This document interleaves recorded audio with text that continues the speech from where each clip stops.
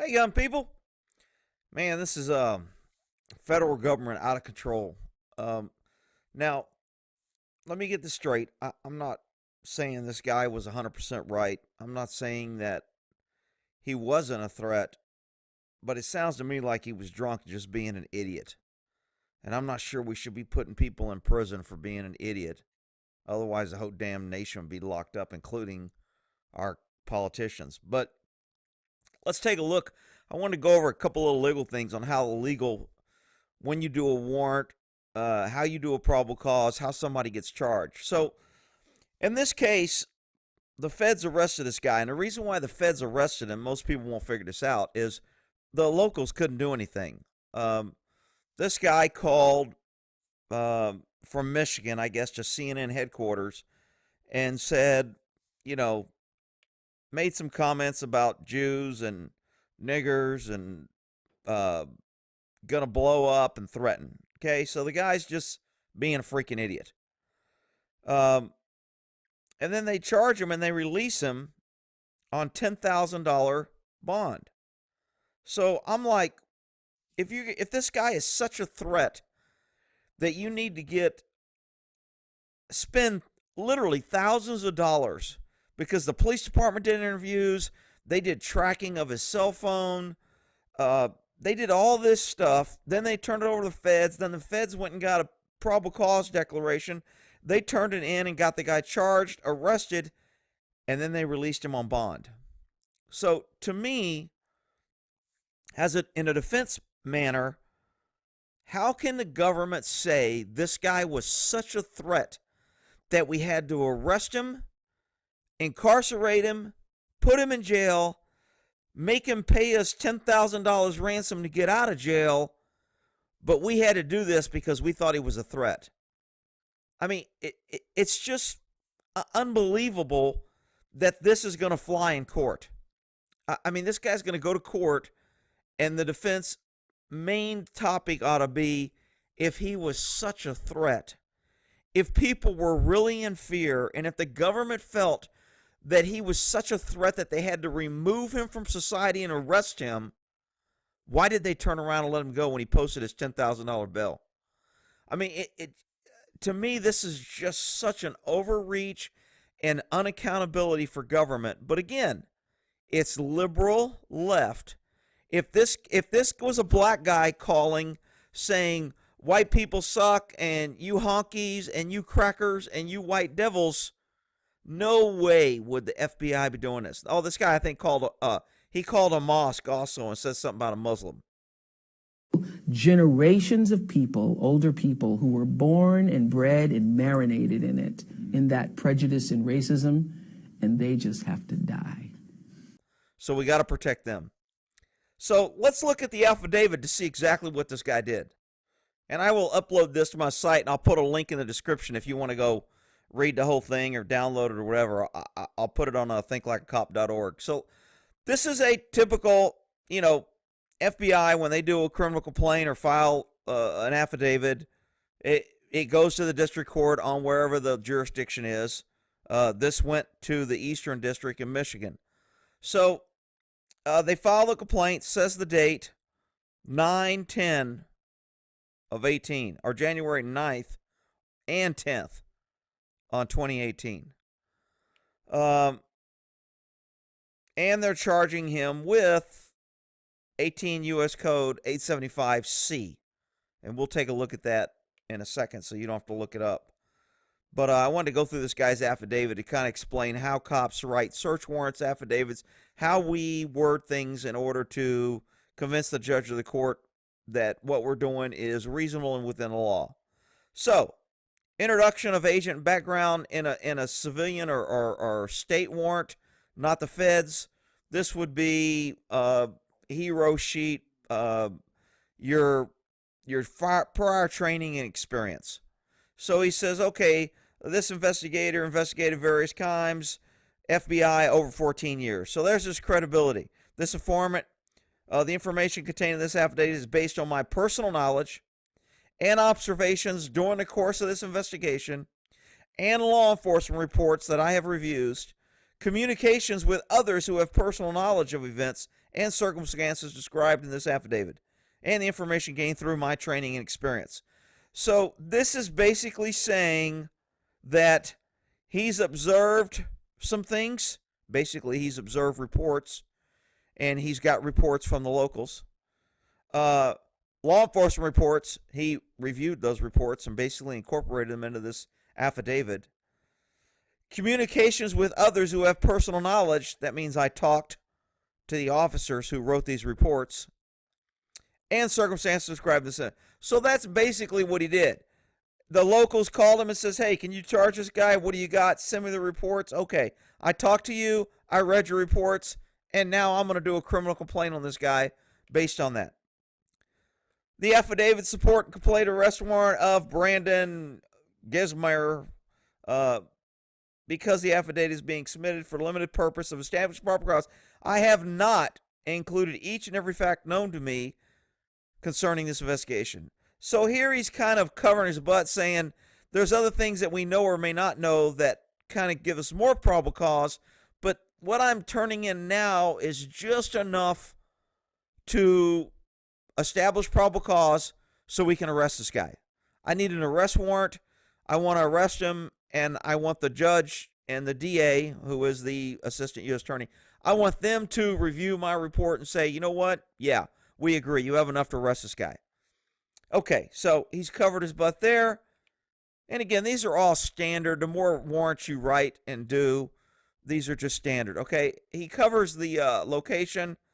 I have set forth facts I believe are necessary to establish probable cause that Brandon knowingly and willfully transmitted an interstate and foreign commerce cellular phone communication to cable news network CNN, and that communication contained a threat to injure employees of CNN, and that is a violation of 18 U.S. Code 875C.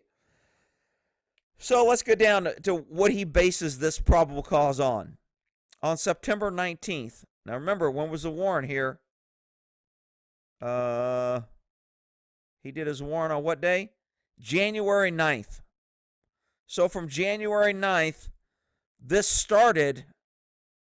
investigation started back on September 19th. September, October, November, December, January.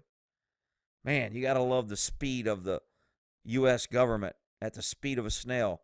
Anyway, so we had to do this warrant, and we had to arrest this guy. Remember, he's a danger. He's a threat. We have to charge federal charges where the guy is facing 5 years in prison for these charges. So this is really serious.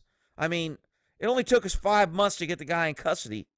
And as soon as we got him in custody, we released him on bail. But this is really serious, and we got to remove this guy because we're the government, and we're here to help, and we have to protect CNN. Unfreaking believable.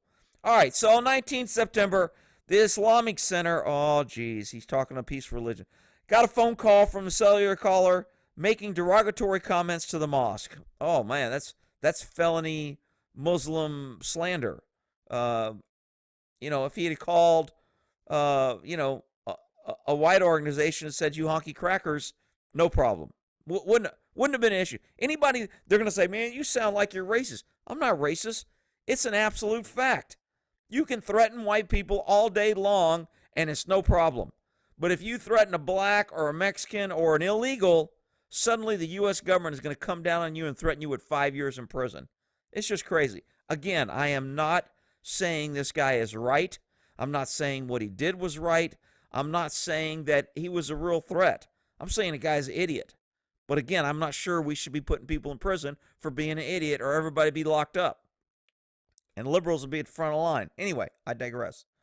Okay, using a database, the Ann Arbor Police Department identified a witness person, Brandon. It's his father, basically saying he used his father's phone. He made this call. They tracked the number back to him. Then they called, and the mother told officers he wasn't there right now, so they contacted. Basically, when they call somebody like this, they're recording these phone calls, and I'm improving my probable cause. So instead of just saying, I have this number registered and relying on that, I'm going to call this number, I'm going to ask for the owner, and then I'm going to get someone to confirm that this is actually the phone owned by Brandon. And the mother says, yeah, he's not here right now. I previously caused him off. They would talk to him. So they confirmed, maybe they got the wife to say, or the mother to say, oh, yeah, Brandon said he made this call, or yeah, he's angry, and that's going to be used against him. Now she becomes a witness against this. So I always say before, don't ever talk to cops. It can't help you. It's definitely not going to help your family members. But Rick, you're telling people to protect people doing something bad. No, I'm not. I'm saying you don't want to help the government put some bogus case together selectively on who they choose. Meanwhile, we have the most crooked politicians in the world doing outrageous crimes against the country and treasonous acts, and they're not getting charged. But this guy, because he calls a mosque, is getting charged. So I'm just not a fan of helping government when they don't enforce things equally and it's pick and choose. So, move down in the investigation. On the same day, Ann Harmer received a phone call stating that he had called a mosque on September 8th, that he was angry at the time of the call. So now we have an admission from the suspect that he called and was angry. Now, that's just a summary of this call. I have a feeling he said something more than that. I mean, the officer just put this in here, but the officer probably said, well, why did you threaten him? Oh, I was just mad. Well, did you really threaten to go burn him up or blow him up? And I don't know if he said that or not. But again, he got incriminating statements on a phone call, so the guy has no right to self-incrimination. Because remember, voluntary statements are not protected by the Fifth. So when you give a voluntary statement, and phone calls are always ruled voluntary because you had the right to hang up and you were not in custody. For Fifth Amendment to kick in, your right protection against self-incrimination, you have to have custody and you have to have interrogation. If you lose either of those 2 points, then you don't have a Miranda issue. When you call somebody, you don't have custody. Therefore, Miranda cannot come into play. Therefore, anything you say over the phone is admissible and it's considered voluntary. So this guy screwed the pooch by talking to the FBI. So then we go down here, January 9th, approximately 3:30 p.m., Cable News Network received a call on a landline located in Atlanta, Georgia, that public listed, called the Islamic Center. The call was made at 3:36. When the operator responded, the voicemail said, fake news. I'm coming to gun all you down. Fuck you. Fuck. I'm assuming that's niggers. You can't say words anymore. You got to use asterisks and guess, and somehow somebody's going to get triggered. I mean, are you kidding me? Anyway, the caller then hung up. Okay, so now we have a second call. And again, is this information from a witness? Is this information from a white witness or black witness? Because that's going to matter. If a black person is triggered and says he says this, who's to say he didn't say it? Who's to say the black person? I mean, how many times have we seen black people in the Navy or whatever make fake racial comments in order to get sympathy to make all white looks racist? So it's not unusual for a black person to do something and pretend to be white in order to get it in a racial crime. So did this caller that reported this just make this up? I don't know if it was recorded. I don't know who they talked to, but that's going to be issues in court. Approximately 3 minutes later, CNN received another phone call where the operator responded, and the same male voice. How do we know it's the same male voice? Was it recorded? Or did the operator say it was the same voice? Because now we get into the operator's credibility. When she gets on there, how many times she made reports? What is her relation? Was she feel threatened? Did she think it was BS? Who did she tell? Who else was on the phone? So now this is another part of the investigation that they're going to have to prove in court. Because as a defense attorney, they're going to go, I want the operator that heard this. I want to know how she knew it was same male voice. We can't even prove it's same male voice when we have voice recordings. Anyway, I digress. I'm just trying to point out different things that are going to be problems when this investigation goes to trial.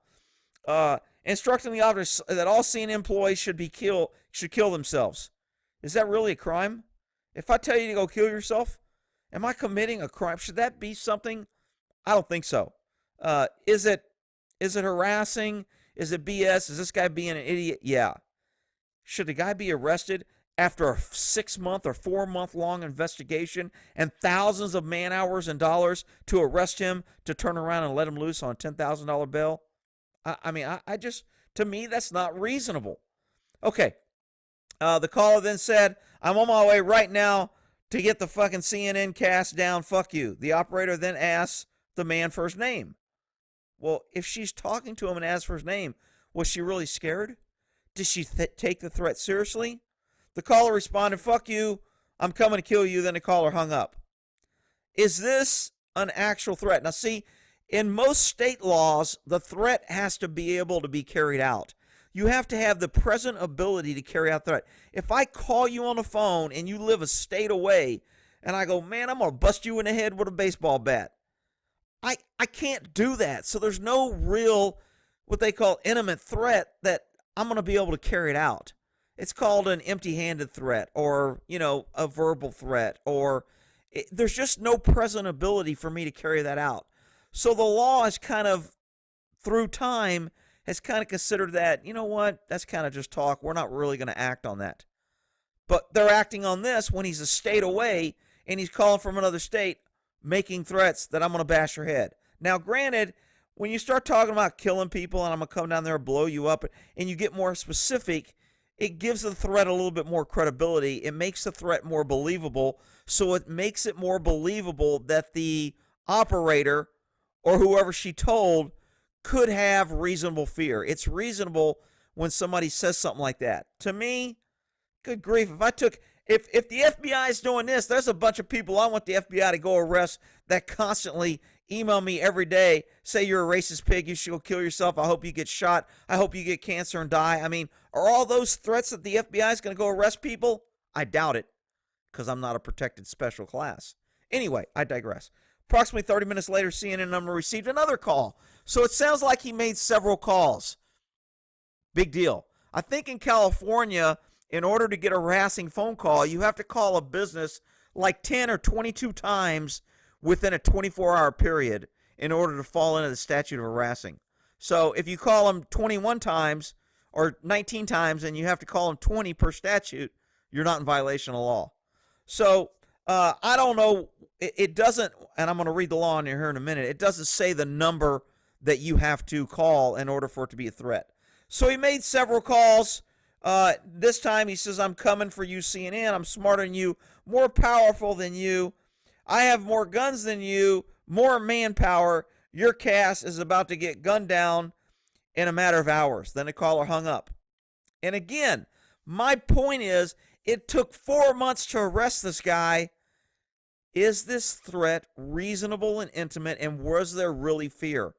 Do people really hang around for 4 months if they really think somebody's coming to kill them? I mean, it just doesn't seem reasonable or current to me. But again, I'm not the one judging this, and, they'll assign this to a quote-a-hire assistant attorney who is going to be offended, and it'll probably be a black female, and she'll be like, oh, he said the N-word, and it was offensive, and all people are triggered when they hear that. It's just such a bad word, and sticks and stones, and I had to go to my say. It's hard for me to even prosecute this case because I have to say the N-word when I prosecute it. Whatever, freaking it's just amazing how pansified the country has become. Okay, so he learned the number was blah, blah, blah, blah, blah. Again, you can read this, or if you want to download it and use it or whatever, I'll have it on my website. The link will be in the description. Okay, this time Investigator Smith recorded his conversation on the cell number, so now we have further corroboration that it's his cell phone. We did a check. It said it came back to him. We called it, and his mother or wife said it was him. We called and we talked to him on the number. So the fact, his defense can't be, it's not my phone and I didn't do it. So by doing all these things, they're connecting the dots and making the case stronger. He then compared the audio of that recording to a recording of the threatening phone call, so maybe the phone calls were recorded, and confirmed that the voices sounded like the same individual. That's not proof. They're going to say, how do you know it sounded like it? Are you a voice recognition expert? How many times in your career have you testified in court under oath that it was the same person and they sounded the same, and the court took that as expert testimony and you were proved right? And when he says, I've never done that, the defense should be able to get this statement here thrown out. But remember, when you're trying to get probable cause to arrest somebody, you're not worried about whether it's admissible in court. You're not worried about whether you're going to be able to use it later. You're trying to convince somebody that this is a threat. And I think that's BS. Because if he says it sounded like him, I want to know his training on how he knows how to review two voice recordings. And what was the audio? And were they recorded on the same equipment? And were they recorded at the same volume? And was there any static? And was there any interference or background noise? And were the two tapes the same? Because those are all things that he's going to have to defend on the stand, which is why I think this case is freaking weak and the arrest is BS. And again, I have to say for the idiots that come here, why are you protecting the guy? I'm not protecting him. I'm not saying he's right. I'm saying the government's out of control and this is a BS case. All right. So CNN got another phone call when Amber called the same male voice on a prior call began making disparaging remarks about Jewish individuals. He didn't say what disparaging remarks it was, but it was disparaging. Oh my God. All these words, all these sticks and stones, but words will never hurt me. I guess just went out the, okay. He stated, you're going down, I have guns. When you start saying I have guns or explosives, most people take it as a little bit more serious threat. I mean, a reasonable person probably wouldn't do that. And the fact that you're doing that probably makes you a little unreasonable. Does it make you unstable? Does it make you should be facing 5 years in prison? Like I said, if we start locking up people for words, then what? I mean, that's where we're going in this country. All right. I have a team of people. It's going to be great, man. You're going to get prepared for this one, buddy. The caller hung up. I go back. If the threat was real, what did they do? Did they evacuate the building? Did they shut down operations? Did they have police protection? Was everybody scared and being followed? What did the police do to protect all these scared people because they thought this threat was real? Well, I'll tell you what they did. They waited 4 months to go arrest this guy. Oh, man, that just doesn't pass the smell test or the reasonable test for me. Okay. He made approximately 22 calls to CNN, and let's see, the cellular phone numbers against the threats, January, blah, blah, blah, blah, blah. Go down. Conclusion. Based on the above investigation, probable cause this, that Brandon did knowingly and willfully transmit an interstate foreign commerce to cellular phone communication to CNN that communicated a threat to injure employees of CNN in violation of 18 U.S. Code 875C. Respectfully submitted. So what is U.S. Code 875C? Well, here we have C. So basically this section 875 is whoever transmit foreign currency commonly demand ransom. So this is basically a kidnapping statute. Reward for release, kidnapping a person shall be fined under this section. Okay, so then they got together and go, you know what? We need to add to this section. Let's add B. Whoever with the intent to extort from a person, so now it's an extortion, from an association or corporation, any money, other thing of value that transmit an interstate foreign commerce communication containing any threat.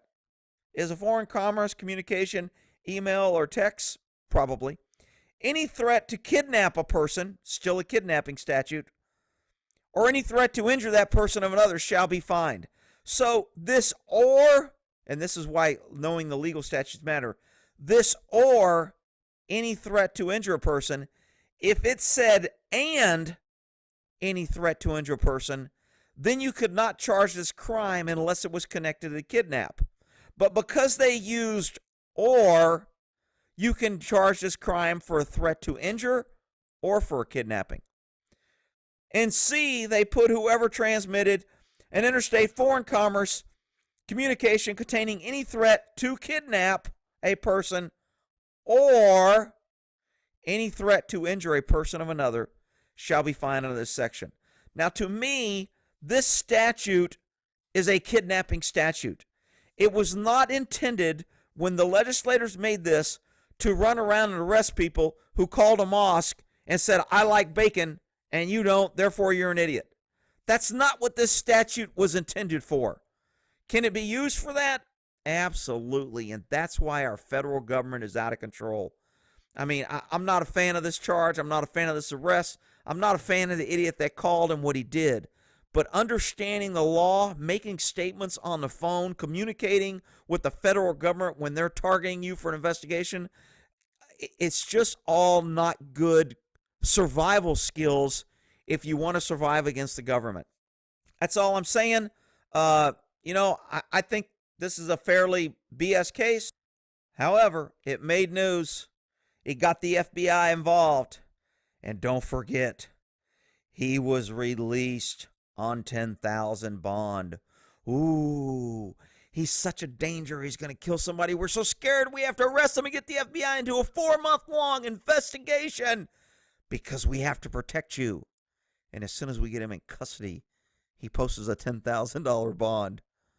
Unsecured, I'm not sure what unsecured bond means, meaning he only gave 10% or he didn't have to post the whole thing or he went through a bail bondsman. I don't know what secured versus unsecured. I thought secured means a cash bond to where they had to have the funds immediately there. Unsecured means he went probably through a bail bondsman, which means he had to give 10%, which means he gave $1,000. This dangerous felon that caused a 4-month-long investigation that called a mosque and said he liked bacon had to post $1,000 to get out of jail and now faces 5 years in prison. Woo, the FBI. Man, you got to love them, man. They are good. And they did all this because a PD sent them some reports and they talked to the officer. Woo, that FBI, man. There's some top-notch guys. All right, we'll end that there. That's my take.